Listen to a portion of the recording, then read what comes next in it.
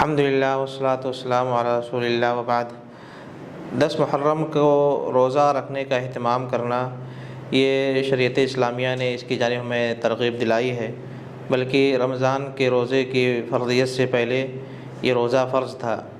نبی علیہ السلام نے اس کی جانب لوگوں کو ابھارا اور صحابہ کرام اور نبی علیہ السلام اس روزے کا خاص اہتمام فرماتے تھے۔ نبی علیہ السلام مکہ میں بھی اس روزے کو آپ نے رکھا۔ اسی طرح سے جب آپ مدینہ تشریف لائے تو آپ نے یہودیوں کو دیکھا کہ اس دن وہ روزے کا اہتمام کرتے ہیں، تو آپ نے ان سے پوچھا کہ کیوں تم اس دن روزہ رکھتے ہو؟ انہوں نے کہا کہ ھذا یوم صالح، یہ ایک نہایت ہی بہترین دن ہے۔ اسی دن اللہ تعالیٰ نے موسیٰ علیہ السلام اور ان کی قوم کو فرعون سے نجات دی تھی، جس کے شکریہ کے طور سے موسیٰ علیہ السلام نے 10 محرم کی تاریخ میں اس عاشوراء کے دن میں روزہ رکھا تھا، جس کی وجہ سے ہم روزہ رکھتے ہیں۔ نبی علیہ السلام نے فرمایا کہ نحن احق بموسیٰ منکم، کہ ہم موسیٰ کے تعلق سے تم سے زیادہ موسیٰ کے حقدار ہیں، کہ جو طریقہ موسیٰ علیہ السلام نے اختیار کیا تھا کہ اس دن روزہ رکھا، تو ہم بھی اس دن روزہ رکھیں گے۔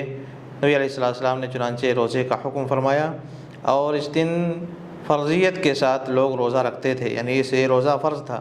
پھر جب رمضان کا روزہ آیا تو اس کی فرضیت باقی نہیں رہی، مگر یہ مستحب رہا۔ نبی علیہ السلام ہر سال اس روزے کا اہتمام فرماتے تھے، اور پھر آخری سال آپ نے یہاں تک فرمایا کہ لئن بقیت الی قابل لأصومن التاسع، جیسا کہ صحیح مسلم کی حدیث ہے کہ اگر میں اگلے سال بھی زندہ رہا تو میں 9 تاریخ کو بھی روزہ رکھوں گا، یعنی 10 کے ساتھ ساتھ 9 کو بھی روزہ رکھوں گا، تاکہ اس پر عمل بھی ہو جائے اور یہودیوں کی مخالفت بھی ہو جائے۔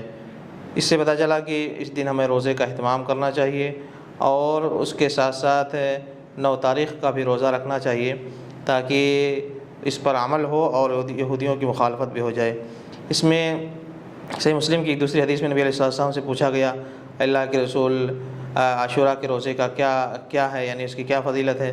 آپ نے فرمایا کہ یکفر السنۃ الماضیہ، کہ اس کے ذریعے سے 1 سال پچھلے کے گناہ معاف ہو جاتے ہیں۔ تو ہمیں بھی اس کا اہتمام کرنے کی کوشش کرنی چاہیے۔ اللہ تعالیٰ میں اس کی توفیق عنایت فرمائے، آمین۔ وصلی اللہ وسلم علی نبینا، جزاکم اللہ خیرا، شکرا۔